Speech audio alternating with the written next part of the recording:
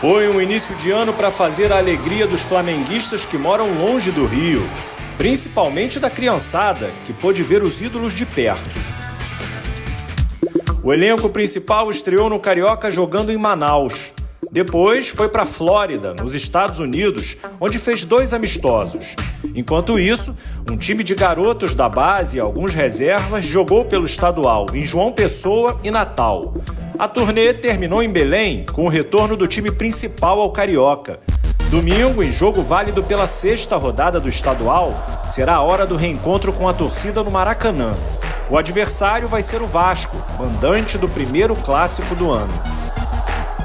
Depois de 25 dias de trabalho, o Flamengo deve ir a campo com um time titular bem próximo daquele que deve ser a base da temporada.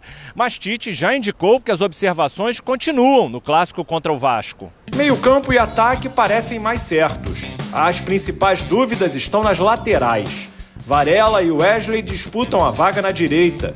Na esquerda, Ayrton Lucas agora tem a concorrência de Vinha, que se recupera de lesão. Domingo, a equipe estará sob o exigente olhar de um Maracanã cheio.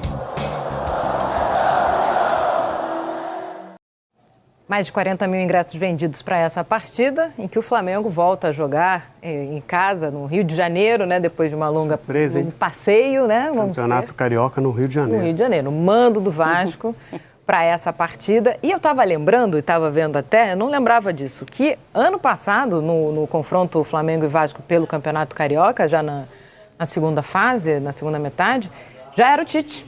Tite e Ramon Menezes se enfrentaram. Isso. Ramon Dias se enfrentaram em vitória do Flamengo por um placar magrinho, 1-0, gol do Gerson, jogo que teve até aquelas imagens engraçadas do Fabrício e o Bruno se enfrentando, se encarando com o Verratti, depois ficaram tudo bem, se abraçaram, tudo certo.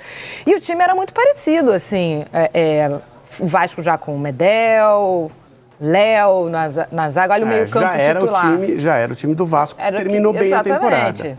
A gente não vai ter o Paulinho, mas que jogou, não era o titular. Flamengo do Tite. Pelo menos não o que a gente espera. As peças, sim, o Flamengo do Tite não. Né? As peças não mudaram tanto. Sim, tem a entrada do De La Cruz, mas já tinha uma ideia de Tite ali.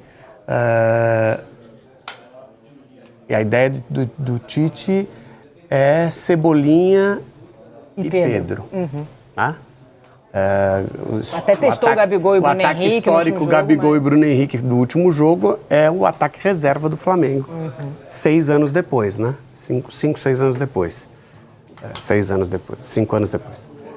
Mas, enfim, é um novo Flamengo com o Vasco com uma necessidade muito grande, hein?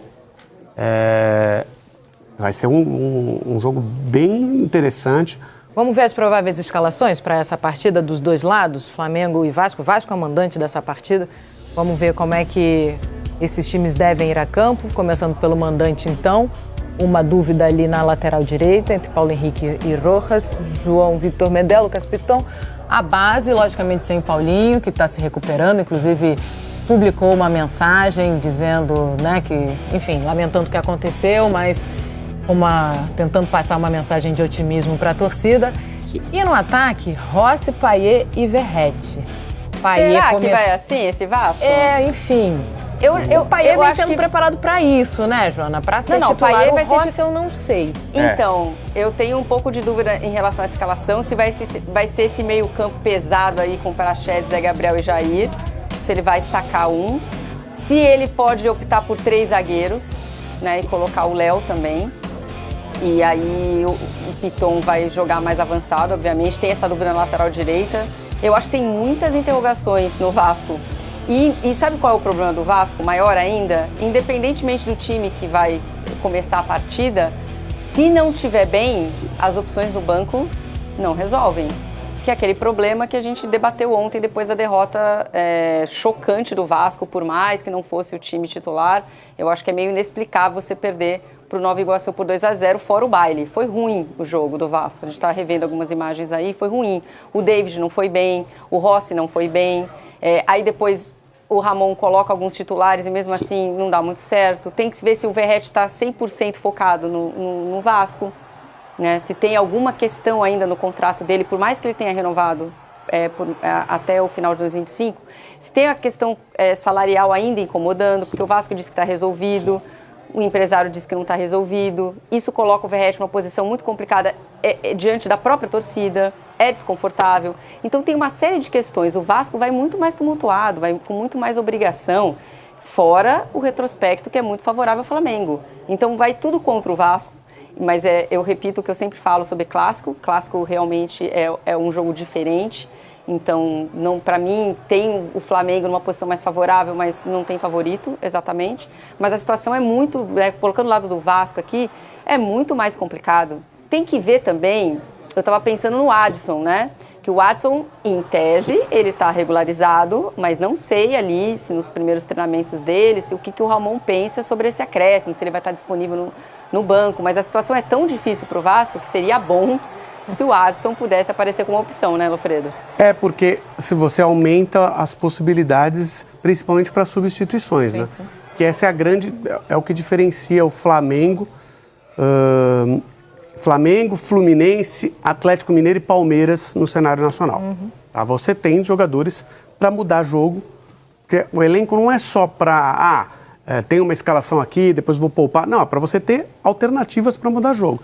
E boa parte dos clubes brasileiros tem muito pouco isso, e o Vasco tem essa dificuldade. Então, é bom ter, sempre é bom ter um elemento a mais com uma característica diferente para poder mudar. A gente vai ver agora o campinho do Flamengo e depois vai falar os jogadores, e vai falando os jogadores que estão de fora desse campinho. Vamos nessa. Para se ter uma ideia. Exato. Vamos lá, uma dúvida ali na lateral direita, Varela ou Wesley. O Tite abre esse espaço para o Varela, gosta de jogar com o atleta. Fabrício e Bruno e Léo Pereira, a dupla de zaga estabelecida, acho que aí não tem muita dúvida. Ayrton Lucas ou Vinha? O Vinha acho um pouco provável, né? Porque o Vinha está se recuperando de lesão. Ele, inclusive, se apresentou lá nos Estados Unidos, mas voltou antes para poder fazer a mudança dele aqui para o Rio de Janeiro. Já conheceu o CT, já começou a treinar. Mas não sei, né? Titular num clássico, enfim. Acho que vai ser a dúvida, assim, do Tite, mas não sei se agora. Meio campo, retomando o que ele já fez nos amistosos, o que ele está gostando de observar. Pulgar, Gerson de la Cruz e Arrascaeta, Cebolinha e Pedro, que é a dupla para ele de ataque, e com opção no banco de Gabigol, Bruno Henrique, Luiz Araújo, enfim, Alan. Isso que faz uma grande diferença, entendeu? Quando você, o adversário já começou a acertar a marcação, você muda para jogadores de outras características e de qualidade muito grande, tem essa possibilidade. Então, para mim, esse é o grande... É o que coloca, e aí eu discordo um pouquinho da Joana, é o que coloca o Flamengo como favorito. Acho que clássico, você pode até ter uma diferença menor, e normalmente você tem uma diferença menor mesmo, mas existe uma equipe numa situação superior à outra. Então, você acha que é a mesma situação, por exemplo, quando a gente falava de Corinthians e São Paulo, que a gente colocava o São Paulo como favorito, mesmo jogando a Neoquímica, pela organização do São Paulo, pelas opções de elenco, pelo trabalho estabelecido, já que tem uma sequência, por mais que tenha mudado de treinador, é um time que faz mais sentido do que o Corinthians, que não consegue nem formar um banco de reservas, não consegue formar um time e muito menos aliás, não consegue formar um elenco, né, e nem um time. Esse é um clássico que tinha favorito disparado, embora o jogo fosse no estádio do Corinthians. Era mais, então? Era mais. Acho que a diferença é menor atualmente entre Flamengo e Vasco. Mas ainda tem uma diferença para o Flamengo considerável. Igor Coronado é oferecido ao Flamengo, mas clube prioriza zaga e potencialização de joias. Espera aí, deixa eu entender um negócio aqui. O Flamengo, durante a janela, fez proposta milionária para contratar Evander, tentou renovar com Everton Ribeiro, e aí o Igor Coronado, que é um muito bom jogador, é oferecido ao Flamengo.